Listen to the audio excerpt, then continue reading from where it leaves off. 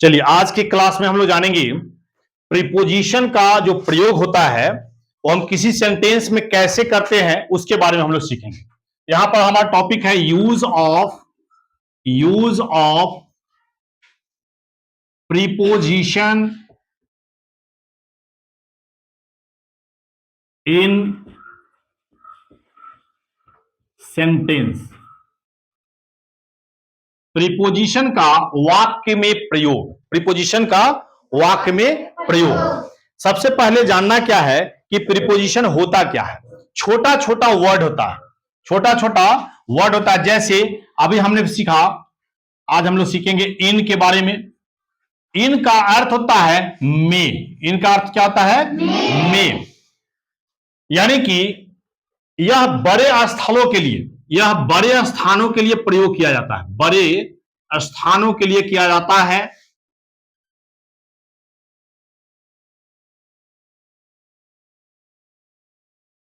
तो पहले प्रीपोजिशन के बारे में जानेंगे कि प्रीपोजिशन वह वर्ड है जो किसी नाउन को, किसी प्रोनाउन के संबंध को व्यक्त करता है। पहले लिखवा दिया है ना। चलिए अब इसमें इन का अर्थ हो गया में। जैसे अगर हम यहां पर लिखते हैं इन द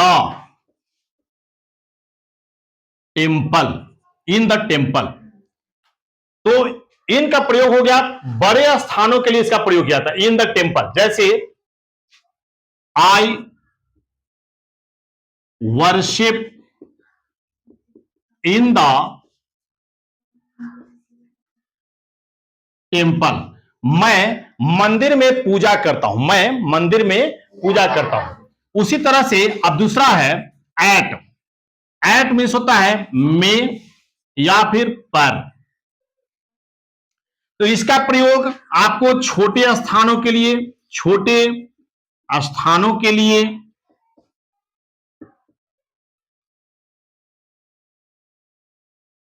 समय के लिए,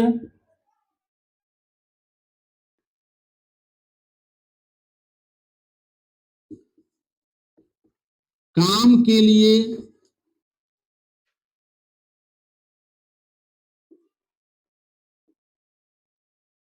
प्रयोग होता है। जैसे इसमें eight the home, eight the home घर पर, at the station, at the station, station पर, इसका अर्थ हो गया घर पर, घर पर, इसका अर्थ हो गया स्टेशन पर।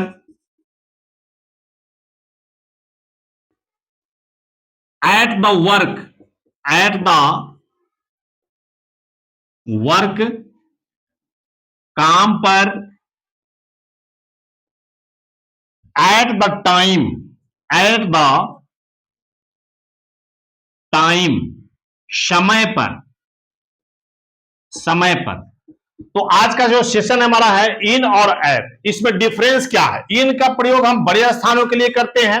जैसे आपका घर जो होता है, ये एट द होम हम लिख सकते हैं, एट द होम घर के लिए लिख सकते हैं, घर पर। लेकिन अगर हम कमरे में लिखते हैं, कमरे में, तो इसका सेंस बड़ा रूप होता है। तो इसमें हो जाएगा इन द रूम। क्या हो जाएगा? इन द रूम हो जाएगा। यहां एट द रूम नहीं लिखेंगे, इन द रूम। उसके बाद in the city, in the country,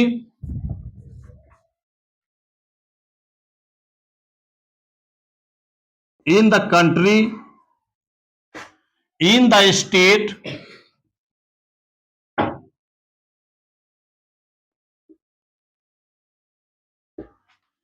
in the river,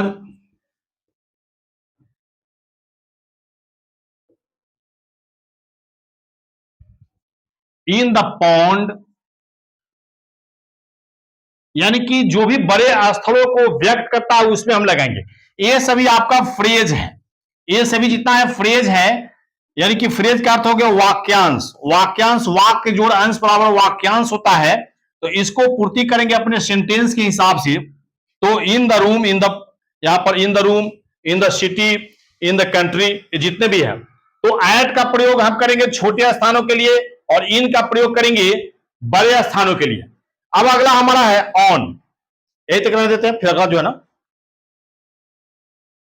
चलिए तो अगला जो हमारा सेंटेंस का जो प्रारूप है, इसमें हम जो प्रीपोजिशन का प्रयोग करेंगे, उपयोग करेंगे, उसका हम देखेंगे। जैसे यहां पर सेंटेंस, यहां पर पहला टॉपिक था हमारा use of preposition in sentences. तो एक फ्रेज के रूप में हम यहां जानेंगे। जैसे यहां पर है in the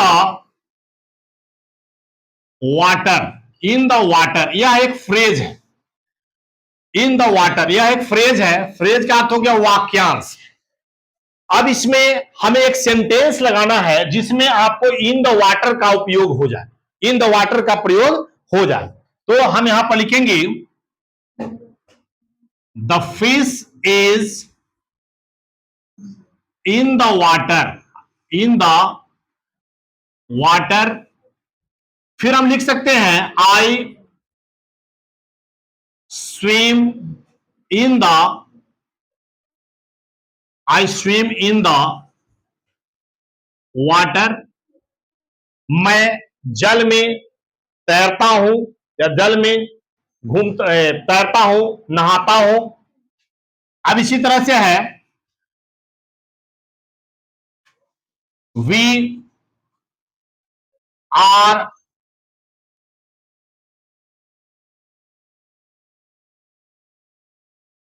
bathing in the water. Sense इसका जल में है, नदी में है, तालाब में है। फिर इसी तरह से है इन द, तो यहां देखना है इन द वाटर, यहां पर the fish is in the water, I swim in the water. फिर यहां पर इन द रिवर का सेंस जब आया तो we are bathing in the river भी लिख सकते हैं, वाटर भी लिख सकते हैं। अब है eight the home, I am at the home, मैं घर पर हूं, यह हो गया घर पर। उसके बाद है at the work, Rohit is at the work. ये जितने भी आपको फ्रेज है, वाक्यांश है, इससे आपको कंप्लीट सेंटेंस बना हुआ है। वाक्यांश का, फ्रेज का जो रूप है, a group of words which makes a complete sense but not a complete sentence. यहां पर फ्रेज के बारे में कहा गया है कि a group of words which makes a complete sense but not a complete sentence. यानी कि शब्दों का वह समूह जिसका सार्थक अर्थ निकलता है, इसका सार्थक अर्थ निकलता है लेकिन पूर्ण वाक्य नहीं है। तो फ्रेज से आपको नया सेंटेंस जब बनाते हैं तो I am at the home, यहां पर अगर आपको एग्जाम में पूछता है कि complete the sentences with this phrases, इन फ्रेजों से, इन वाक्यांशों से आप वाक्य को पूरा करें। तो यहां पर आपको फ्रेज दिया गया है, एक एक करके यहां दिया गया है, इससे आप कंप्लीट, ये अनकंप्लीट सेंटेंस है और इसको कंप्लीट सेंटेंस बोलेंगे। सेंस इसका है एट द होम का सेंस मिल रहा है लेकिन सेंटेंस आपका ये पूरा नहीं है। यहां पर सेंटेंस पूरा किया गया है। अब है in the country, in the country, तो we live in the country. आप इन इंडिया भी लिख सकते हैं, in India. There are many, there are many historical places in India. भारत में कई ऐसे ऐतिहासिक स्थल है जो हमारे इतिहास को व्यक्त करता है, इतिहास को दर्शाता है, इतिहास को बताता है। जैसे ताजमहल है, रेड फोर्ट है, उसके बाद जामा मस्जिद है, लाल किला है। बहुत सारे ऐसे जो है ना आपको भारत में हिस्टोरिकल प्लेसेज है, ऐतिहासिक स्थल है जिसको हम लोग देखते हैं, समझते हैं, विजिट करते हैं, घूमते हैं। उसी तरह से है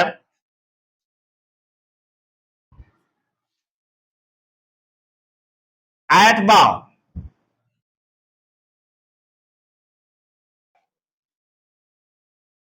time I was at the time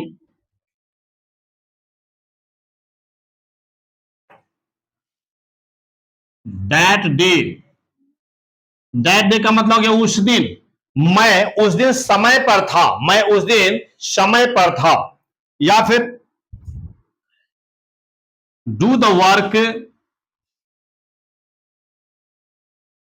at the time.